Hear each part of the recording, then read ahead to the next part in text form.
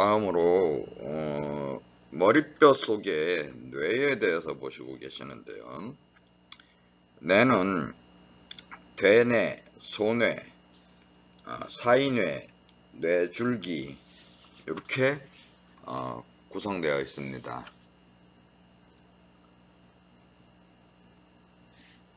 이렇게. 대뇌는 뇌에서 가장 넓은 부분을 차지하며 이마 옆, 마루 옆, 관자 옆, 뒤통수 옆으로 구분됩니다. 대뇌는 근수축 조절에 필요한 모든 주요 운동 기능을 조절하고 감각 정보, 예를 들어서 접촉, 통증, 압력, 온도, 시각, 청각, 후각, 미각, 공간, 지각, 이러한 감각 정보를 행동과 기억에 관한 인지 기능을 담당합니다. 대뇌에서요.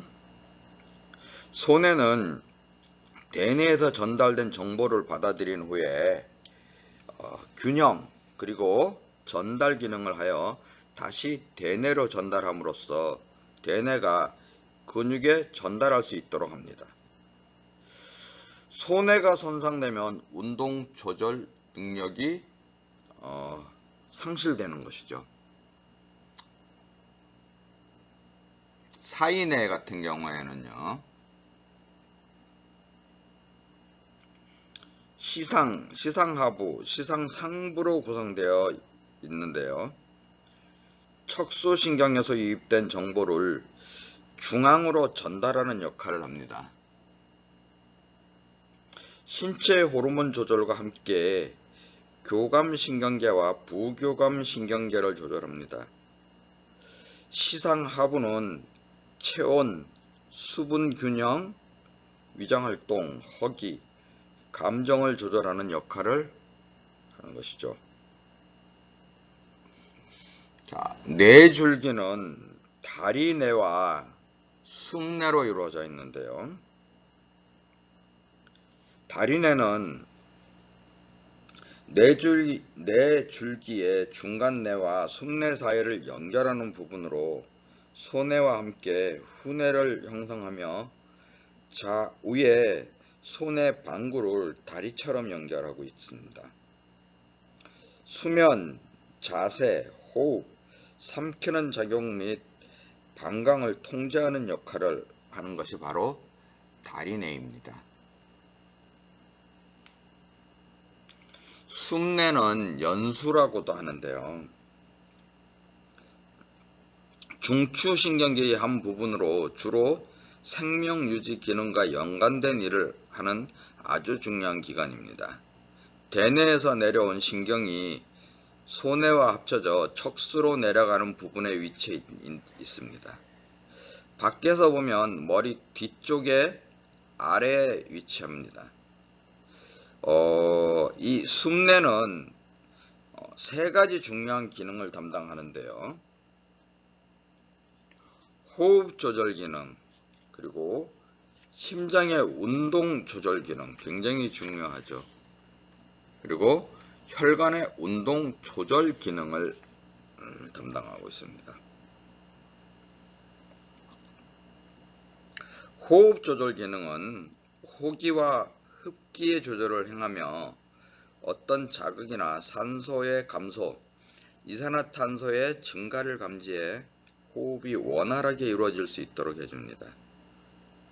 호흡에 관여하는 자극을 감지하는 기관은 여기 연수 부위의 체내의 속 바깥 목 동맥 혈관 사이에 존재하는 목 동맥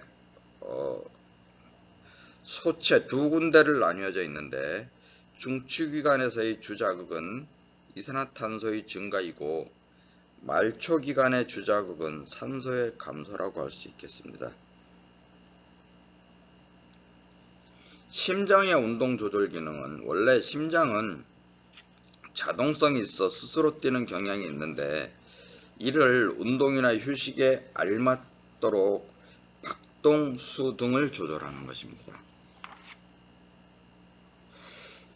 혈관의 운동 조절 기능은 혈관벽에 존재하는 근육 등을 조절해 혈압이 유지되도록 하는 것이 바로 이 부분이라고 순뇌의 기능이라고 할 수 있겠습니다.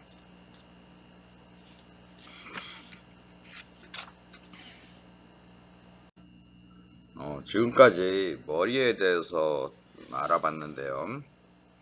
뼈, 뇌에 대해서 우리가 알아봤습니다. 그리고 간단하게 뇌의 기능에 대해서 우리가 알아봤습니다. 머리 손상의 판단은 스포츠 현장에서 간헐적으로 발생할 수 있는 머리 손상 같은 경우에는요, 손상 후 생명과 직결되는 치명적 결과를 가져올 수 있기 때문에 접촉성 스포츠 경기에서는 더욱 빈번하게 발생되기도 합니다. 특히 접촉성 스포츠 경기는 복싱, MMA, 킥복싱, 축구도 그렇죠. 아이스하키, 레슬링 같은 것들이 있는데요.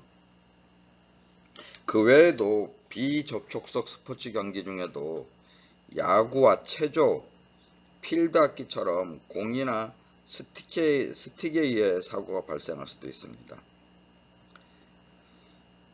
경기 중 머리 손상이 발생한다면 뇌 손상에 의한 것인지 목뼈의 손상에 의한 것인지를 정확하게 판단해야 합니다. 만약 뇌 손상이 있다면 의식 불명, 감각 상실, 기억력 상실, 균형감 상실, 인지 능력 결함 등이 발생할 수 있습니다.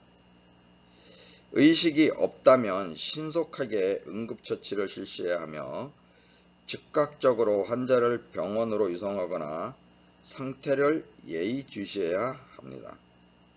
그러나 약간이라도 의식이 있다면 눈동자의 반응을 확인한 후 몇 가지를 더 확인해야 합니다. 몇 가지 확인해야 할 사항은 병력 확인, 그리고 관찰을 하고요. 촉진을 해주면서 진단을 내리는 것인데요. 병력 확인 같은 경우에는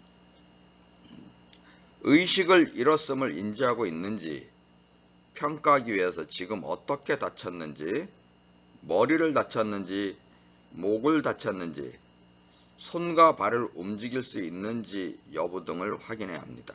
이것이 바로 병력 확인이라고 할 수 있겠습니다. 중요합니다. 머리를 다쳤는지 목을 다쳤는지, 그러면서 손과 발을 움직이지 못하는지 여부, 그 다음에 관찰을 하는데요. 시각적으로 확인할 수 있는 것들을 살핀 후 환자가 눈을 뜨고 있는지를 확인합니다. 특히 눈을 뜰 수 있다면 눈동자를 움직일 수 있는지를 확인합니다. 눈에 초점이 있는지를 확인하는데요. 기본적인 정보를 물은 후 적절한 대답을 하는지를 확인하고 이름이나 나이, 이러한 아주 기본적인 정보를 물어봅니다. 그 다음 부종이나 출혈 부위가 있는지를 확인하는데요. 만약 일어날 수 있다면 일어나서 걸을 수 있는지를 확인하고, 걸을 수 없거나 비틀거린다면 앉히거나 눕혀서 다리가 머리보다 높은 위치에 있도록 한 후 환자의 의식을 지속적으로 살피면서 119 구급대를 불러 병원으로 이송하도록 합니다. 특히 관찰할 때 눈동자의 움직임을 확인하는 것은 매우 중요합니다. 검사자의 손가락을 이용해서 좌에서 우로, 우에서 좌로 손가락을 움직이면서 환자에게 손가락 끝을 보도록 합니다. 천천히 잘 따라온다면 뇌 손상이 크게 없다고 판단할 수 있지만 반응이 느리거나 없다면 재빨리 응급 환자로 판단하고 이송에 만전을 기해야 하는 것이죠. 촉진 같은 경우에는요, 환자를 살피면서 머리의 골절 유무와 출혈 부위를 확인하는데요. 무리한 촉진보다는 압박붕대를 이용해 환부를 압박해 출혈이 있다 그러면 과다 출혈을 막은 다음 병원으로 이송하는 것이 좋습니다. 통증 유발 부위나 머리나 뼈가 함몰된 골절인지 여부를 확인하는 것이라고 할 수 있겠습니다. 진단에는 롬버그 검사와 균형 유지 실패 점수 검사, 그리고 신경 심리 검사, 이러한 것들이 있는데요.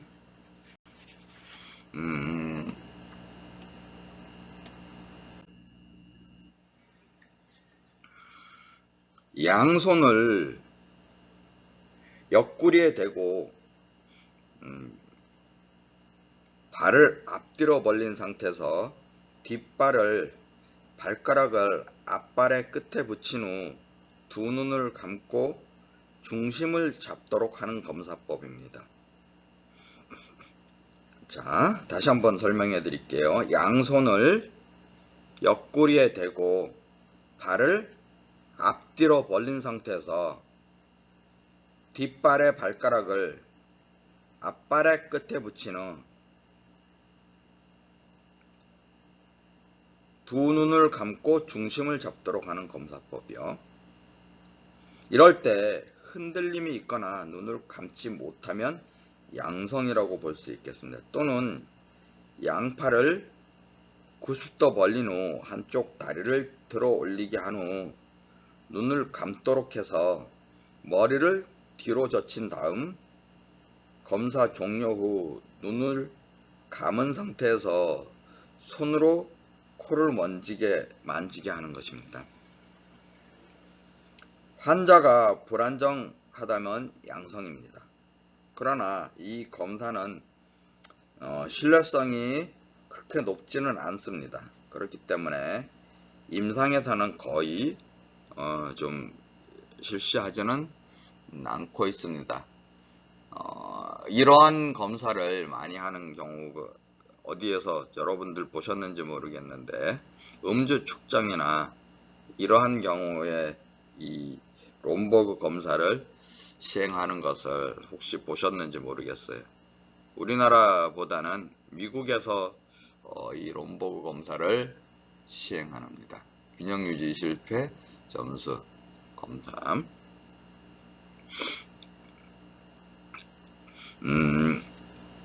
균형 유지 실패 점수는 점수 검사 같은 경우에는요, 아까 롬버그 검사와 다 다르게 이 검사는 두발서기,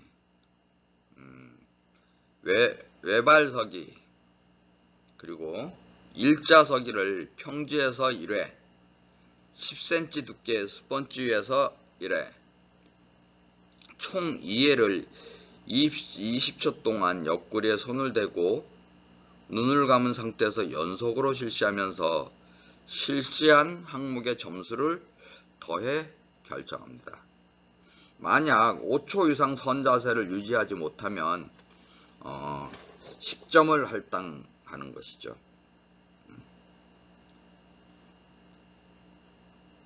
그 외에도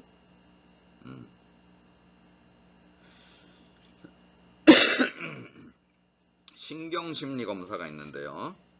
이 검사는 뇌진탕을 알아보는 객관적인 검사입니다.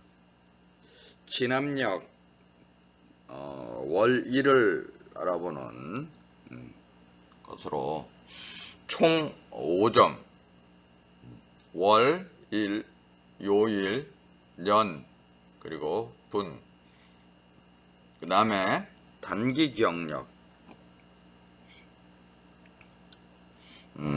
단어를 1회, 2회, 3회, 두 번째 단어, 세 번째 단어, 네 번째 단어, 다섯 번째 단어까지 해서 총 3회 실시해서 5회를 해서 15점으로 점수를 냅니다.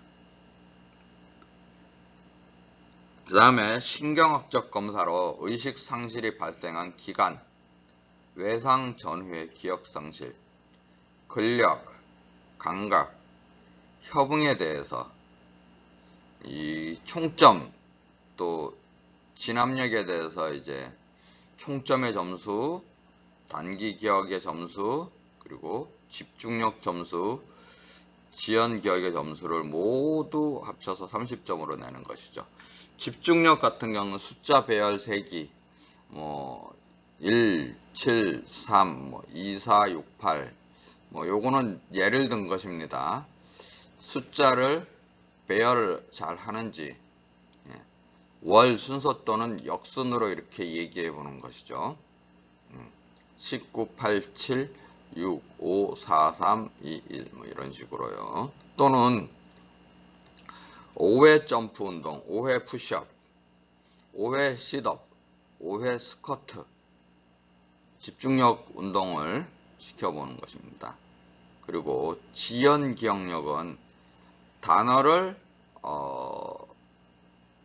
1서부터 5까지 이야기를 했을 때 그것을 몇 초 후에 다시 이야기를 할 수 있느냐, 몇 개를 이야기할 수 있느냐, 지연 기억력, 요렇게 총 30점을 내는 것입니다. 이렇게 해서 머리 손상의 판단을 하는 것이죠.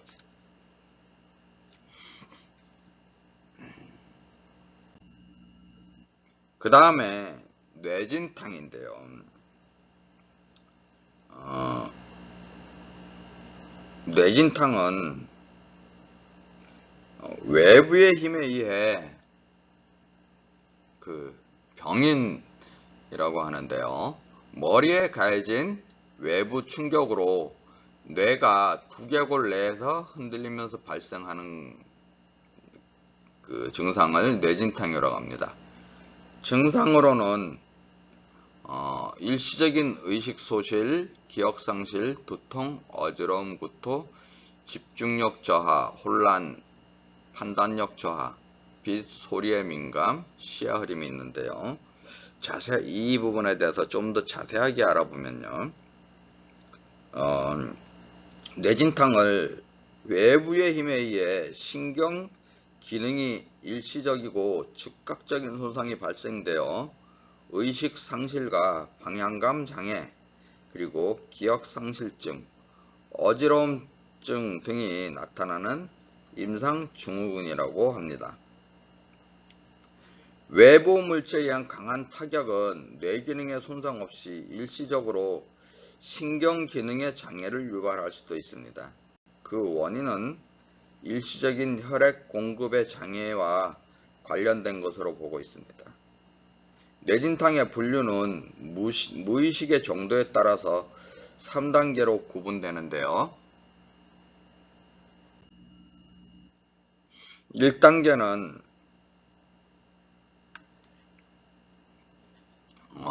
의식 상실 없음, 30분 내에 회복, 증상 지속이 시간이 24시간 이내일 경우에 1단계라고 합니다. 자, 여기에도 2001년 개정된 부분이죠. 그 이전에는 의식 상실 없음, 의식 있는 혼미 상태, 건망증은 없고 20분 경과 후 활동에 복귀된 상태를 이야기하는데, 자, 조금 개선된 단계 분류라고 할 수 있겠습니다. 자, 2단계 같은 경우에는요, 의식 상실이 1분 이내이고 기억 상실은 30분에서 24시간 이내의 기억이 나지 않는 것, 그리고 증상이나 지속 시간이 24시간에서 7일까지, 일주일까지 되는 것을 이야기하죠. 자, 3단계 같은 경우에는요, 의식 상실이 2분 이상 지속되고 기억 상실이 24시간 이상이고 증상의 지속 시간이 7일 이상 중증 단계를 이야기하고요. 병원으로 이송된 상태, 이러한 상태를 이야기합니다. 자, 뇌진탕의 주요 증상은 의식의 혼미와 외상 후 기억 상실입니다. 혼수 척도는 머리의 외상 후 의식 수준과 사고의 심각성을 결정하기 위해 사용되는 척도인데요. 이 척도는 자극에 대해 반응 정도가 양호하면 점수가 높고 반응을 하지 못하면 낮은 점수를 얻습니다. 좌측 그림처럼 7점 이하의 경우 혼수를 의미하는 것으로 규정하고 있는데요. 그러나 이 척도를 스포츠 현장에서 뇌진탕의 심각성에 관한 척도로 사용하기에는 활용도는 그렇게 높지는 않습니다. 오히려 의식 불명의 시간이나 외상 후 기억 상실의 시간으로 뇌진탕의 단계를 구분하고 있습니다. 외상 이후 일시적인 기억 상실, 진압력이라고 하는데요. 사물을 가리키거나 지적할 수 있는 능력이 소실된 것, 그리고 착란 상태 등도 광범위한 정의로는 뇌진탕으로 볼 수 있습니다.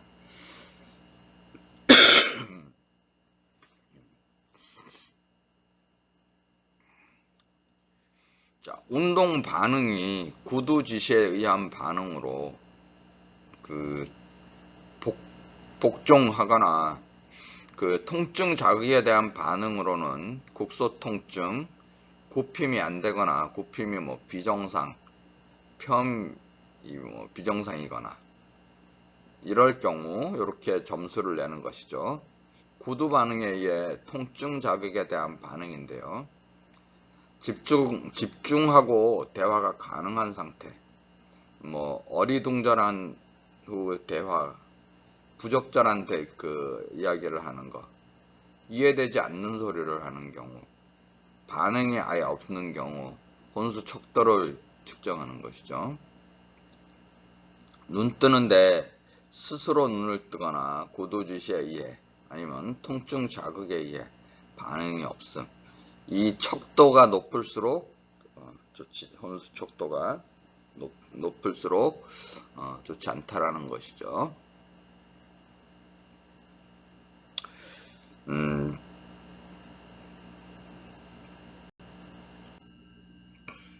뇌진탕의 진단과 치료에 대해서는 롬버그 검사를 실시해 불안정을 호소한다면 양성입니다. 이외에도 외상과 연관된 병력과 의식 소실, 그리고 전산화 단층 촬영, CT라고 할 수 있겠죠. MRI 검사를 통해서 진단할 수도 있습니다.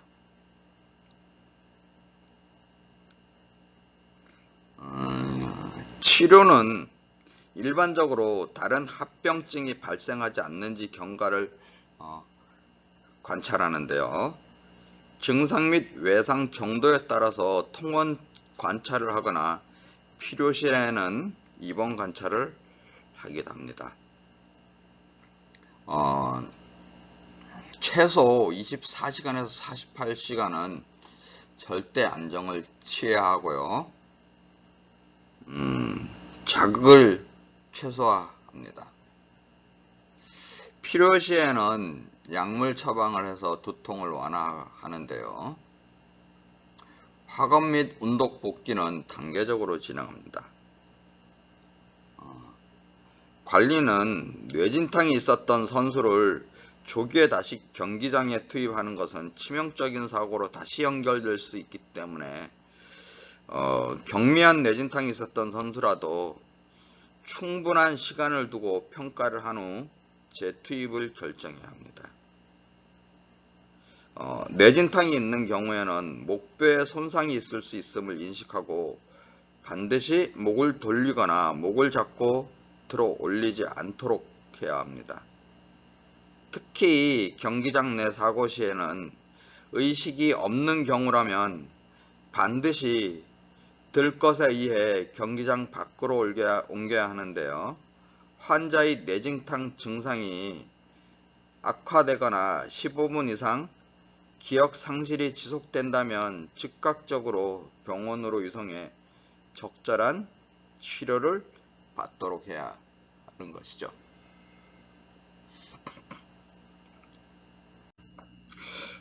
이렇게 뇌진탕 후 증후군 같은 경우에는요, 뇌진탕 후 일정 시간 의식이 혼미해져 장시간 지속된다면 뇌가 손상되고 뇌진탕 후 증후군이 나타납니다. 이 회복이 지연되고 미수의 손상이 지속된다라는 것인데요. 증상 및 징후로는 뇌진탕 후 증후군이 증상은 두통, 방향감각 장애, 착란, 그리고 기억력 감퇴, 어지럼증, 불안 증세, 현기증, 피로, 시각장애, 우울증 등이 주된 증상이라고 할 수 있겠습니다. 또 이러한 증상으로 인해서 사회적 관계와 학업 수행, 기타 다른 업무 능력의 장애를 초래하기도 하는데요. 이러한 증상들은 외상 후 곧바로 없어지기도 하지만 몇 주나 몇 개월이 지속되기도 하는 것이죠.